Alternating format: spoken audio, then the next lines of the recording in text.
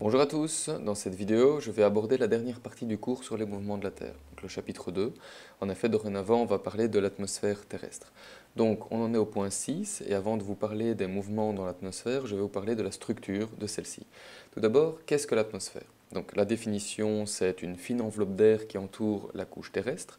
Vous allez voir qu'elle se comporte de gaz, donc on va faire le bilan un peu plus tard, mais elle se comportera essentiellement comme un fluide.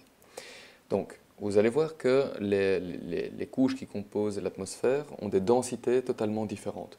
Et donc, comme un fluide, quand vous mélangez de l'eau et de l'huile, eh bien, l'huile qui a une densité moins grande va se retrouver au-dessus de l'eau. Eh bien, dans l'atmosphère, les gaz vont se comporter exactement de la même manière. Si on fait un zoom sur l'atmosphère terrestre, vous voyez déjà que les couleurs ne sont pas identiques. Et donc, on peut voir qu'il y a différents gaz qui s'étagent comme ça, qui forment des couches. Donc plus on monte dans l'atmosphère. C'est ce qu'on appelle une stratification, donc ça forme des strates ou des couches.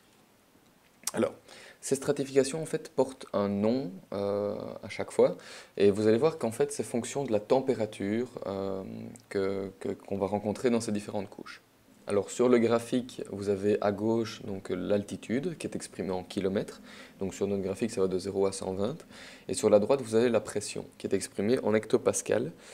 Et donc plus vous voyez bien que plus vous avez une altitude élevée, moins vous avez de pression, parce que la pression, c'est la colonne d'air qui est présente au-dessus de votre tête. Donc vous avez moins de pression si vous êtes au sommet de l'Everest que si vous étiez au niveau de la mer. En X, vous avez la température. Voilà. Donc vous voyez que la température dans l'atmosphère n'est pas linéaire. Elle zigzague comme ça dans l'atmosphère. Et donc si on part d'environ 20 degrés à la surface du sol, on atteint moins 55, moins 56 degrés à 10 km d'altitude. Euh, ça sera plus ou moins constant jusqu'à 20 km d'altitude. Et puis vous voyez qu'en fait la température va commencer à réaugmenter progressivement jusqu'à voilà, donc un petit seuil moins 5, voire 0 degré. Donc à 50 km d'altitude, la température est de nouveau aux alentours de 0 degré. Vous voyez qu'en fait la température ensuite chute à moins 90 pour remonter après jusqu'à plus de 500 voire 800 degrés. Donc en fait, on va se baser sur la température pour identifier différentes couches dans l'atmosphère. La première, c'est ce qu'on appelle la troposphère et qui est limitée par le dessus par ce qu'on appelle la tropopause. Donc le préfixe pause signifie simplement la limite. Donc c'est la limite supérieure de la troposphère, tropopause. Alors, le sommet de la tropopause est donc à moins 56 degrés. Et au-dessus, nous avons ce qu'on appelle la stratosphère, c'est sûrement une couche que vous avez déjà entendu parler.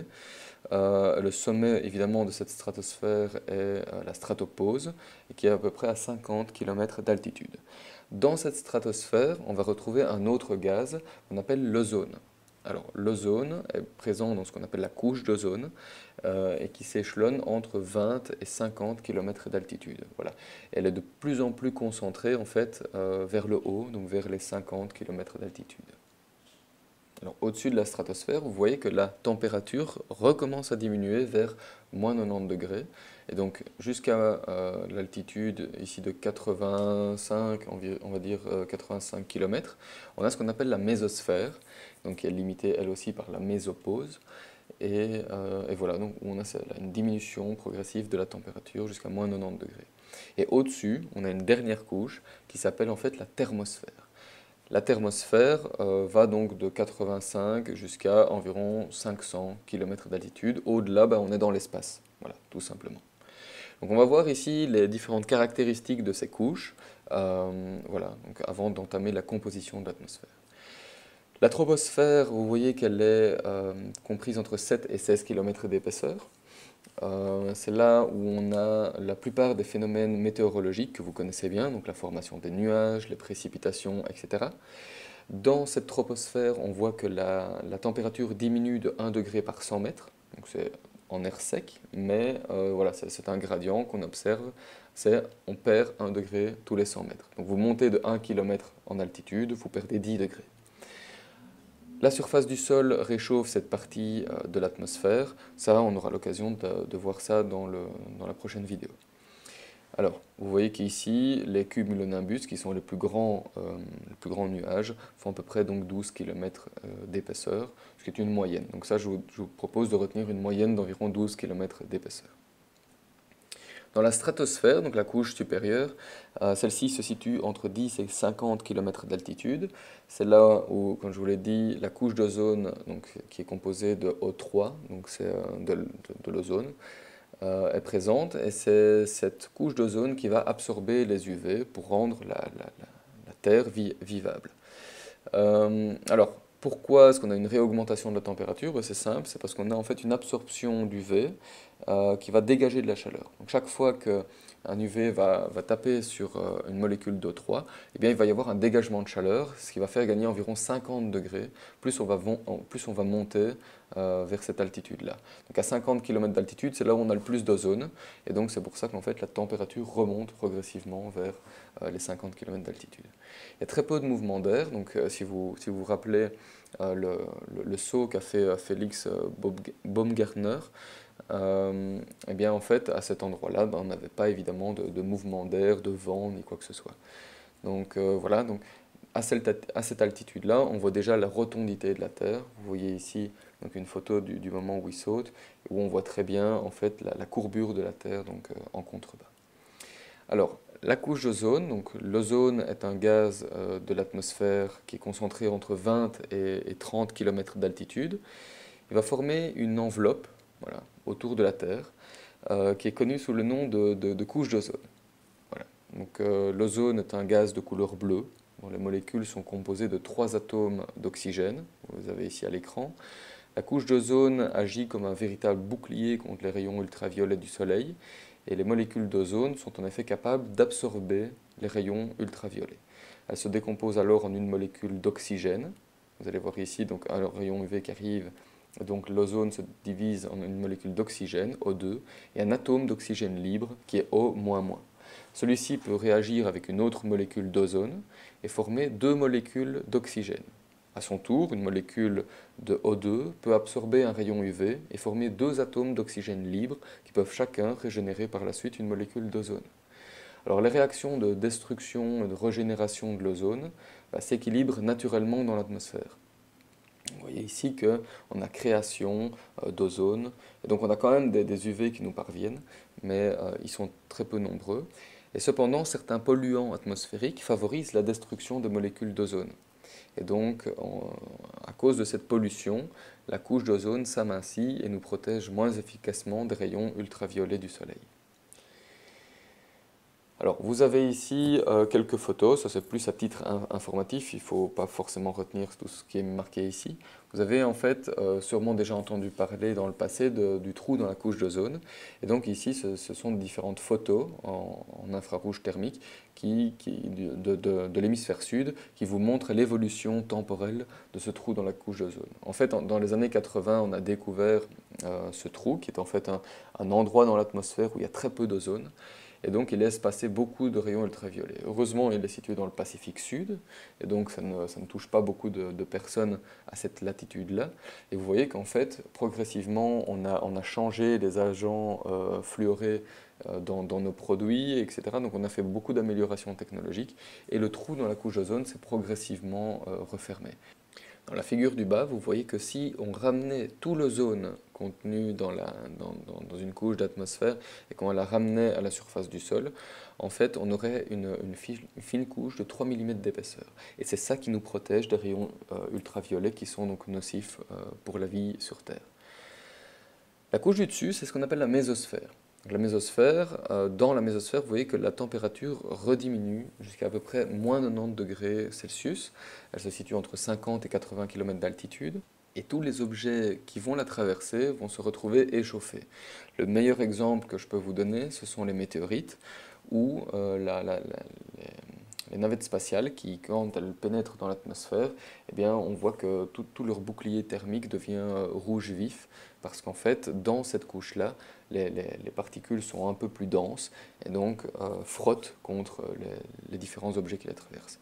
Voici une photo qui a été prise depuis la Station spatiale internationale et qui montre une météorite qui traverse la mésosphère et qui se fait complètement échauffer lors de sa traversée.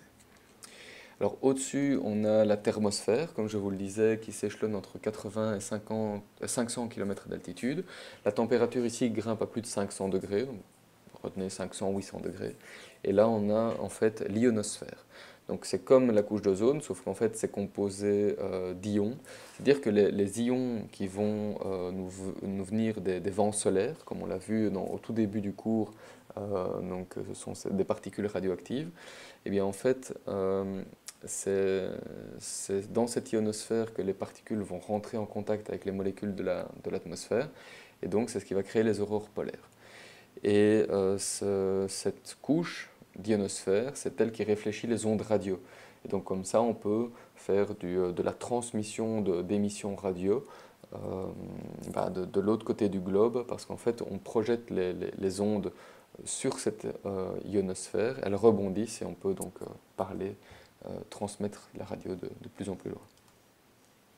Alors pour la composition de l'atmosphère, rapidement, l'atmosphère est composée à 78% d'azote, et seulement 21% d'oxygène, donc O2.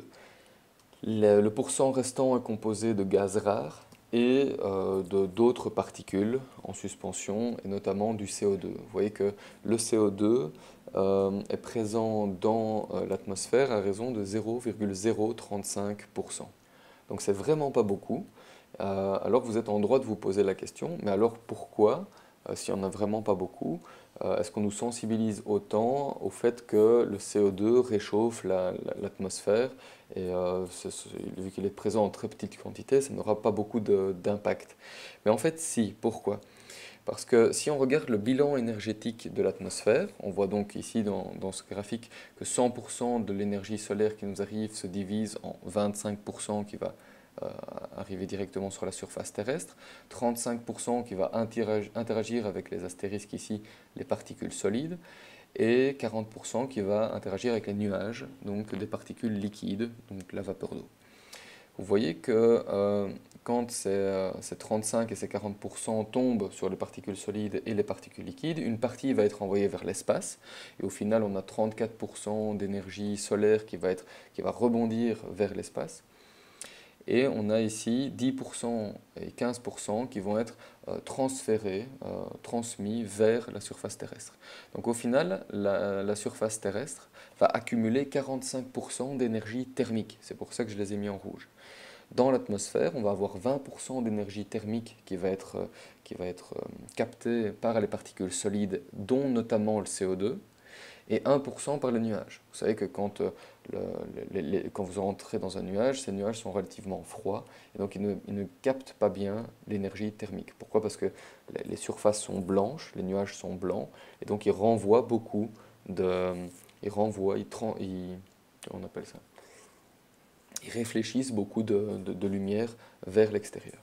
C'est pour ça qu'on a 24% qui repartent de là vers l'espace. Et donc les chiffres en rouge ici, 20 et 1%, ben c'est ça qui va en fait donner la température de l'atmosphère. Et vous voyez que qu'est-ce qui importe le plus ici?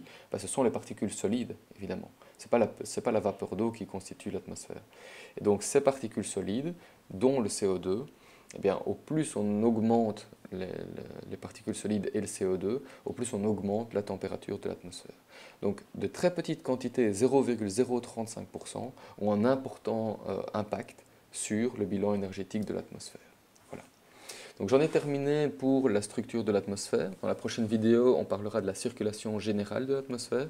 Et voilà, ici je vais faire deux parties. Donc on aura donc la première vidéo la prochaine fois. Donc vous allez retrouver toutes les vidéos sur le site internet du cours, donc www.sounier.com. N'hésitez pas à aller refaire les quiz en ligne. Si vous avez des questions, n'hésitez pas à m'envoyer un email. Voilà, à la prochaine.